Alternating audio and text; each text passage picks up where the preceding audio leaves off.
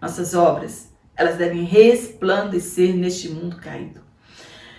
Então, quais são os valores do reino de Deus? Nós encontramos no Sermão do Monte, do capítulo 5 ao 7. Controle da ira. Jesus, ele intensificou o mandamento de ser proibido assassinar alguém, dizendo que o simples fato de irar já estamos sujeitos ao julgamento.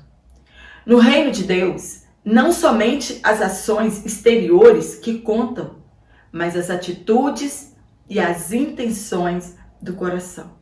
Por esse motivo, é muito difícil fazer parte do reino de Deus. Os fariseus, eles possuíam uma lista de pecados exteriores e que praticar determinadas ações já era o suficiente. E Jesus trouxe novos valores para o reino de Deus. A intenção do coração e não só as práticas exteriores. A ira que Jesus fala aqui não é a ira contra o pecado, porém a ira cultivada. É a maldade alimentada no coração. Essa ira pecaminosa, ela destrói ao invés de construir. Ela rompe a nossa comunhão com Deus e com o próximo. Devemos nos consertar rapidamente se estamos irados com alguém antes que o pior aconteça. O casamento indissolúvel são valores. Infelizmente, no meio cristão, o divórcio por qualquer coisa já virou rotina. E muitos líderes têm permitido por não saberem o que fazer. Jesus disse que somente a morte encerra um casamento, mas ele fez uma concessão para o divórcio quando houver imoralidade sexual. O adultério, por exemplo. Muitos homens, à maneira dos antigos sacerdotes registrados em Malaquias, trocavam suas esposas quando elas envelheciam. A honestidade no falar, isso é primordial. Infelizmente, a mentira está comum no meio cristão. As pessoas mentem sem nenhum temor, mesmo sabendo que o mentiroso é filho do diabo. Jesus afirmou que nosso falar deve ser sim quando for sim e não quando for não. Nossa palavra deve haver credibilidade e não precisamos de juramento para haver peso em nossa fala. Toda mentira é de procedência maligna. O não revidar as ofensas, também muito difícil na atualidade. A vingança, ela é algo que corrói nosso coração e nos aprisiona. Não podemos ser como o mundo age, como o mundo é. O que se espera de um cristão é que ele creia que a vingança pertence a Deus. Você tem alguma questão com alguém? Apresente-a a Deus.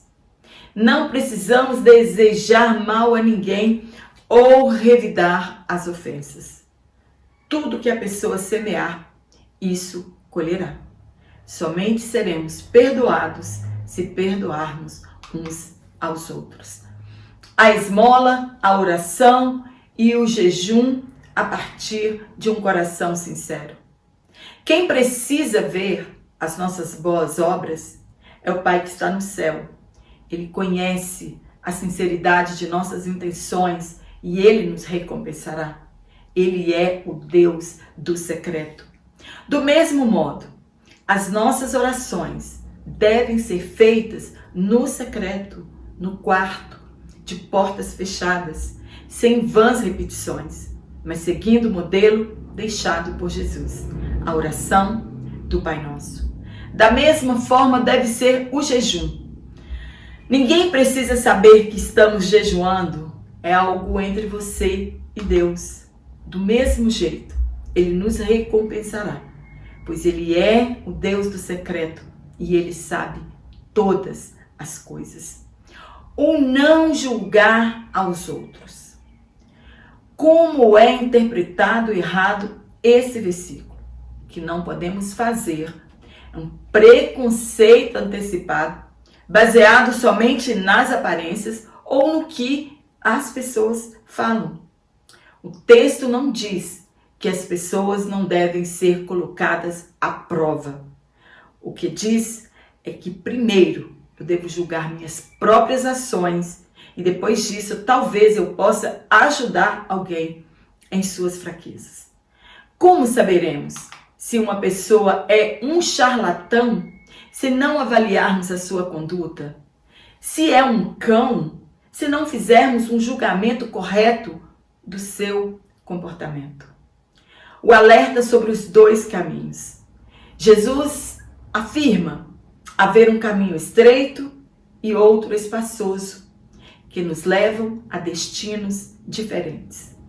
Um nos levará à perdição e o outro nos levará à vida. Não fique buscando facilidades para servir a Cristo. O fim não será feliz. Advertências sobre os falsos profetas. Não são os dons espirituais que atestam ser uma pessoa espiritual ou cheia do Espírito Santo. A condição para julgarmos a espiritualidade de um profeta ou de quem quer que seja é o fruto que é produzido somente por uma vida cheia do Espírito Santo. E a exortação para a prática desses valores. Jesus, no Sermão do Monte, ele nos ensina os valores do reino e nos exorta a perseverarmos até o fim neles. Ouvir as palavras de Deus e praticá-las é como construir a nossa casa sobre a rocha. E o insensato que ouve a palavra e não a pratica é como aquele que construiu a sua casa sobre a areia. Qualquer vento de doutrina ou os problemas da vida o levará para longe de Deus. No sermão, Jesus nos chama para uma vida de perfeição, o que não é fácil. Exige renúncia pessoal e uma corrida para sermos perfeitos, como é o nosso Pai Celestial. Não é fácil. Estamos com os olhos neste mundo material e preocupados com as coisas desta vida.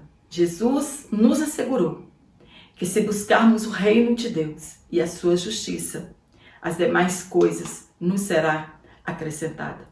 Jesus não falou de riqueza, e sim de nossas necessidades diárias. E é o nosso viver diário que expressam esses valores.